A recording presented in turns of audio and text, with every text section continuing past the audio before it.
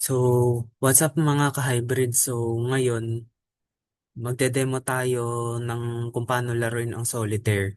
So, tulad ng sinasabi ko nung sa last video, in-establish natin na ang solitaire na laro, aka Klondike sa context ng mga British, kumbaga, yan yun, may dalawang basic types yan. Yun yung draw 1 or yung draw 3. Depende dun sa deal na binibigay natin. So, papakita ko sa inyo nasan ang deal dito sa layout na ito. So, bago natin pag-usapan yung draw 1 at draw 3, kailangan ninyong matutunan muna kung paano aayusin yung setup ng solitaire. Bale, ang kailangang makita ay mayroong 7 column. So, may isa, dalawa, hanggang 7. Tapos, gagawa kayo ng structure na parang tr- triangular yung labas sa visualization ng layout. So,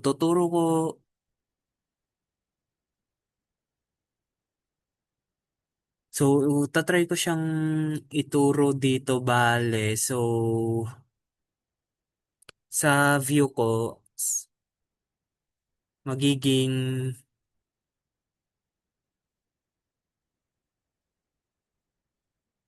ganun siya, bale, kung di ako nagkakamali.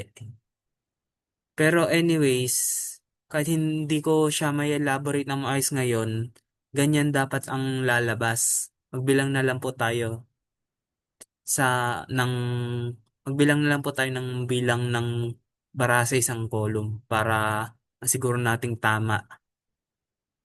Huwag kayong mag-alala, may pattern siya kaya mas madali nyo siyang malalaman kung tama yung ginagawa ninyo sa pag-aayos ng layout ng solitaire or hindi. So balik tayo dun sa mga types sa mga types slash variation solitaire. So dun muna tayo sa draw 1 at draw 3.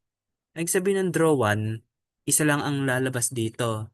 Katulad nito, draw 1 ang tawag sa ginagawa natin. Whereas kapag draw 3, tatluhan. Ang tatlo-tatlong ang lalabas kada nagdidil ka. Kayo. Sumunod nun, mayroon pang dalawang types na kasunod yan. Yung normal at saka yung Vegas. Yung normal, siya yung basic game ng solitaire na mag-aayos lang tayo ng baraha. Pagkatapos, i-stack natin siya ayon sa order na hinihingi sa atin tulad ng gagawin natin mm, sa loob sa susunod na minuto. Yung Vegas, ganun din. Pero ang plot twist, yung draw 1 at draw 3 na laro, may limit. Sa draw 1, isang isang draw lang dito. Katulad nito, draw 1, draw ka dyan. Pagkatapos nun sa dulo, wala na.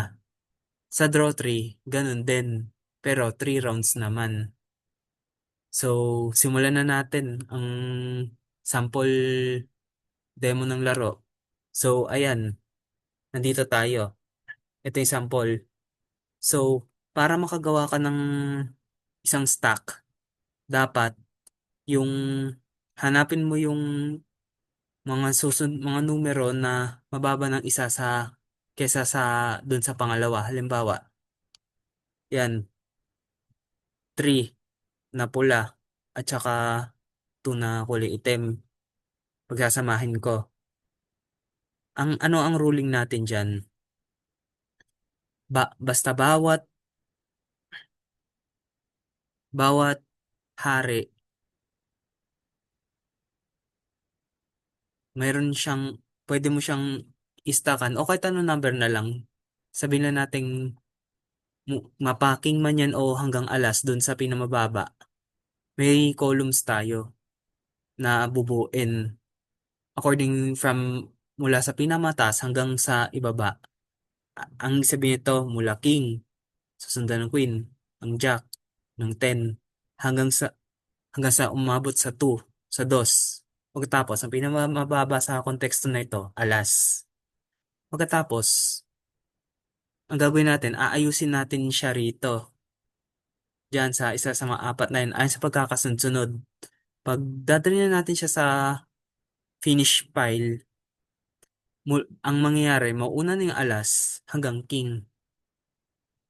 So, gawin na natin.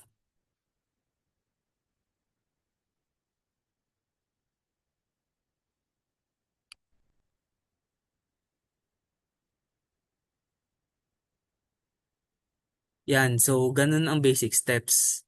Pagkatapos, itanong nyo sa akin kung anong pwedeng ilagay dito.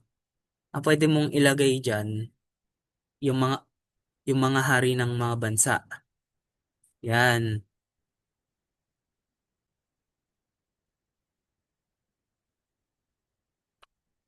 sige, gawin na natin.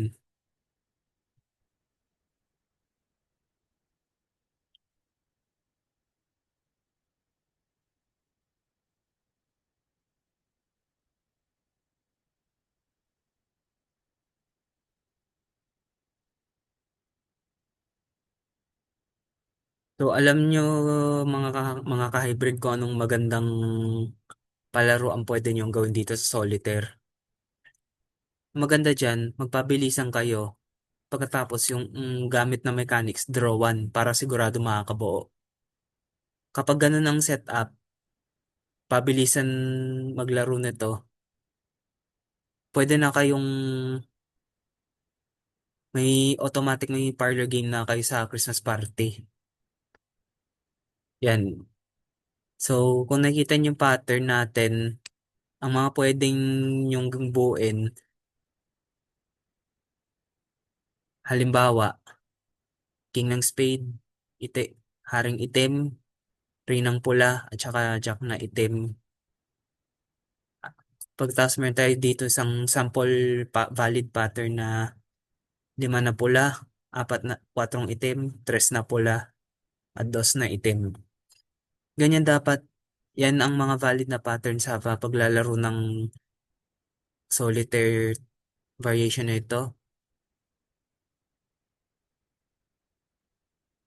For demo mode.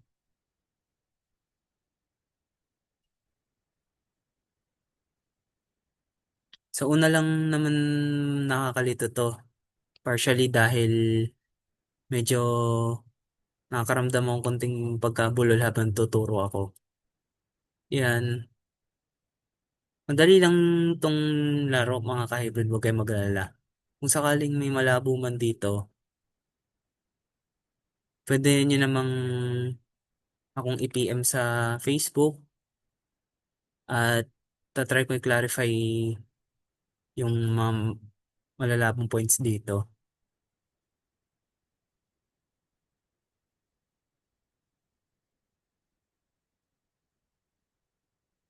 Ba't makakabuo kaya tayo?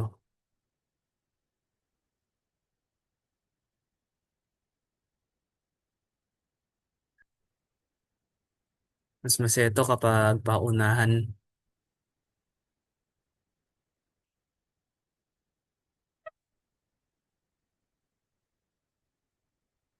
Yan, mabis ko na madadali to.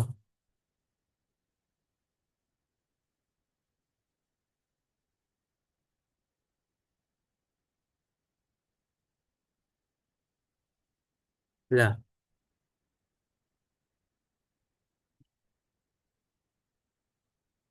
na,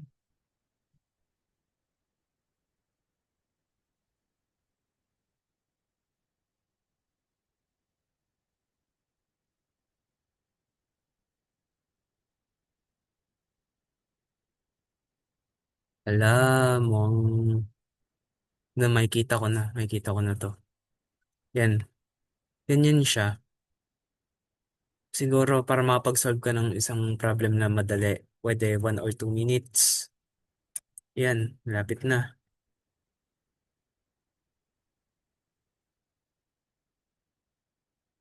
Alam mo, auto-solve to. Yan, mas mabilis. Timer-timer na lang yan. Mayroon na tayong palaro sa Christmas party. So, naintindihan nyo ba? Kung saling hindi, pwede naman tayo mag-chat dun sa Facebook ko para mas maintindihan ninyo yung mechanics ng game or yung paraan. So,